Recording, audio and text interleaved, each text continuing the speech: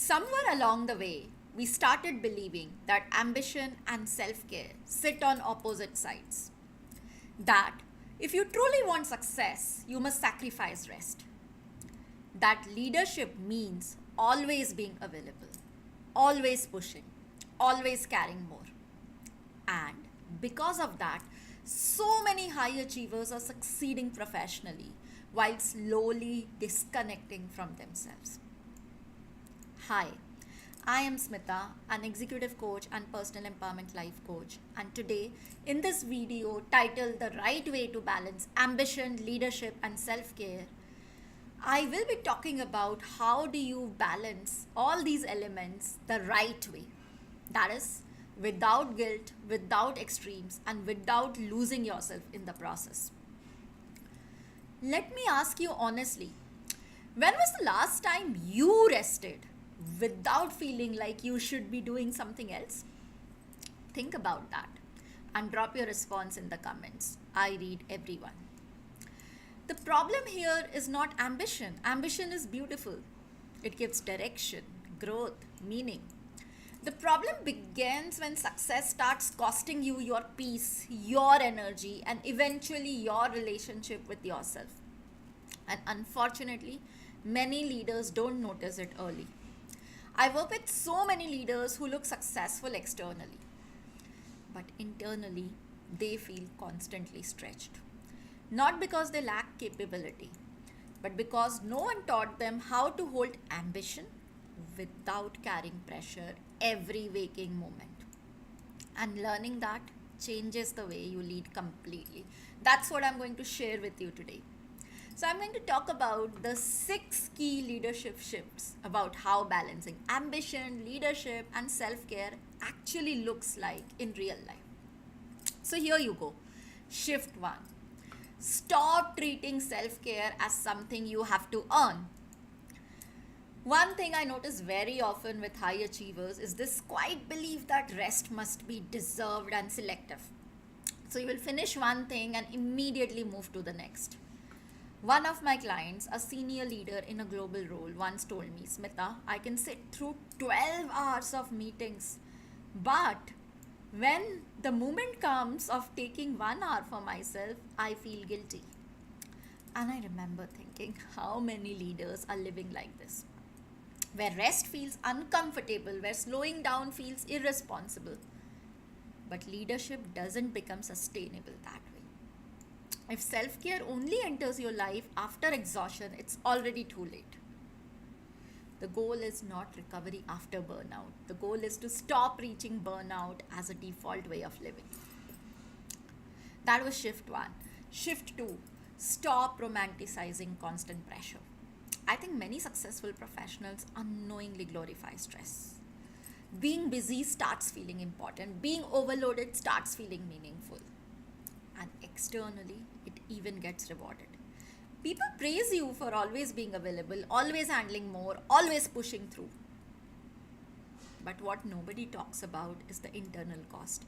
I've coached leaders who were doing brilliantly well on paper while feeling emotionally numb inside. Not collapsed, not dysfunctional, just constantly tired in a way they couldn't explain. And that's what makes high functioning burnout dangerous. You still look successful while slowly disconnecting from yourself. Shift 3: redefine productivity beyond doing more. I learned this lesson personally as well. There was a phase in my life when every hour had become optimized. Work, responsibilities, writing, coaching. And at the end of the day, I would still feel dissatisfied. Not because I wasn't productive, but because I wasn't always spending energy on what mattered most. And that's the trap many leaders fall into. A full calendar creates the illusion of progress, but movement and meaning are not always the same thing. Today, I ask myself a different question: did I spend my energy well today? That question has changed my relationship with time completely. That was shift 3. Shift 4: build boundaries before exhaustion builds them for you. Earlier this day, I was coaching a senior leader, and that's exactly what I told her.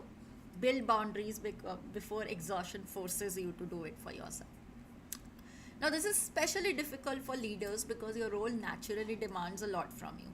People need decision, responses, guidance, and slowly, availability becomes your default setting. But constant accessibility comes at a price. I remember coaching a leader who said, by the end of the day, I feel like everyone has had access to me except me. That has stayed with me still.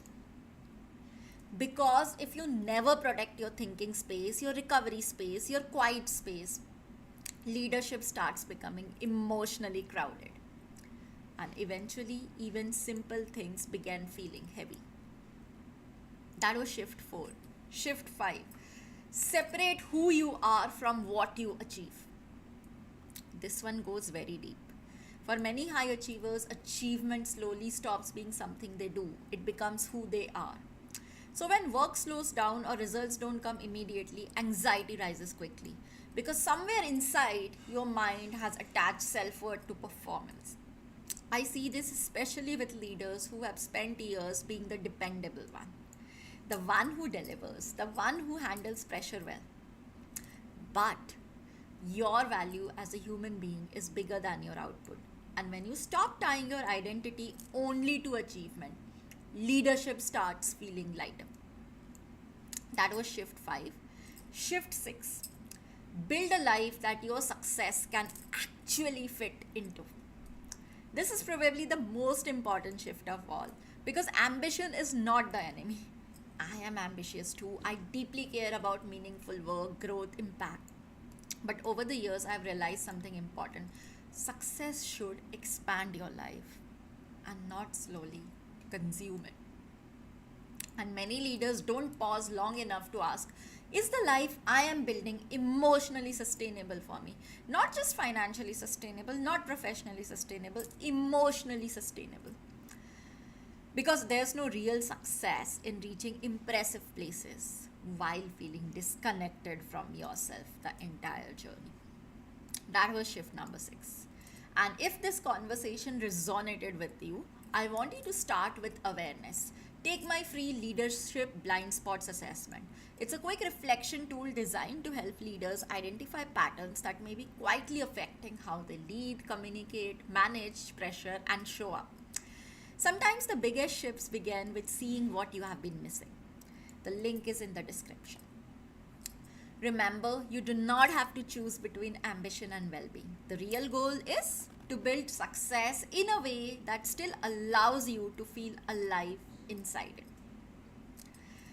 That was all for today. If you like this video, do drop in a comment and share this in your network. I'll see you the next time.